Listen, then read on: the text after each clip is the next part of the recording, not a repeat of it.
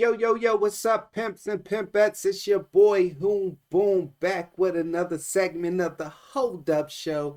And hold up, is it time for the Sixers to blow it up? I mean, I've always felt as though when they got rid of James Harden, that they also should have got rid of Embiid and started to build the whole team around Maxey at that point in period. And the reasons behind that was Joel Embiid was 29 years old. He had just had another injury riddled season where he did play at a superstar level despite some of those injuries when he did play. He was coming off two of his best seasons ever in the NBA, but I also felt as though his injuries weren't going to get any better, and big men don't tend to age that well in the NBA. Now, I felt as though he also had several opportunities to take us to the promised land, even with handicapped teams like his running mate, Ben Simmons.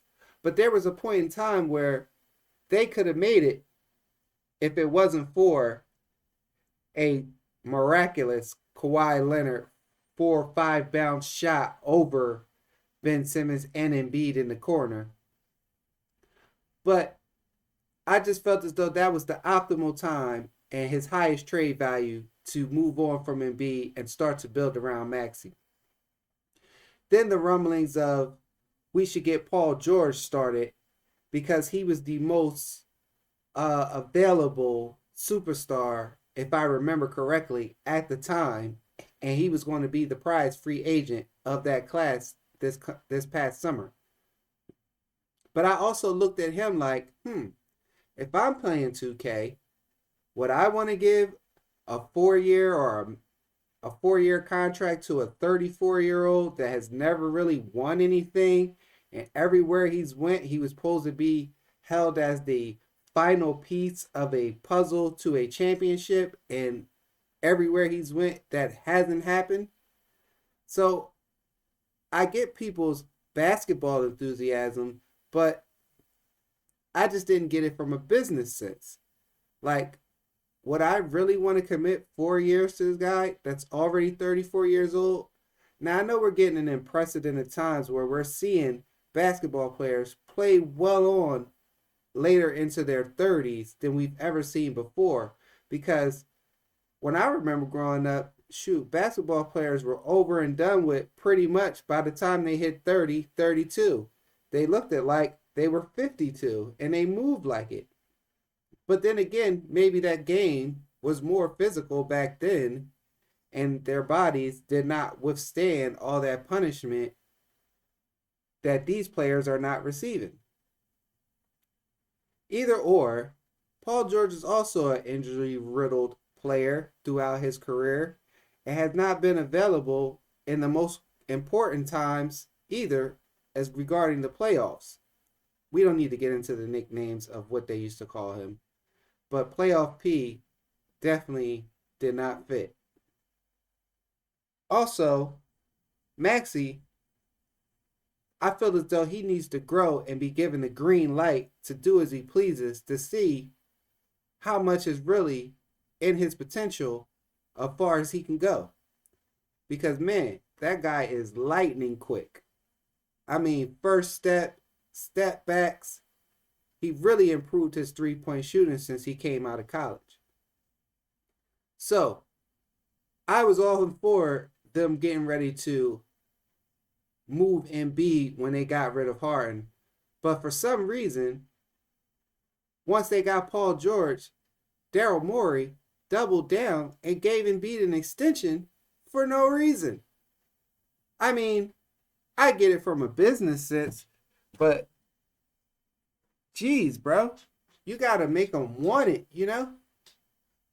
I would think if he was going in a contract year that he would know that, hey, this is a championship or bust year, you know, or you're going to have to just start preparing to get up out of town. But then also, Embiid did put his crib up in Philly on the waterfront up for sale, I believe for 12 million. So that was also raising alarms of why he would be putting his crib up for sale. But Then again, maybe he just wanted a more family-oriented environment.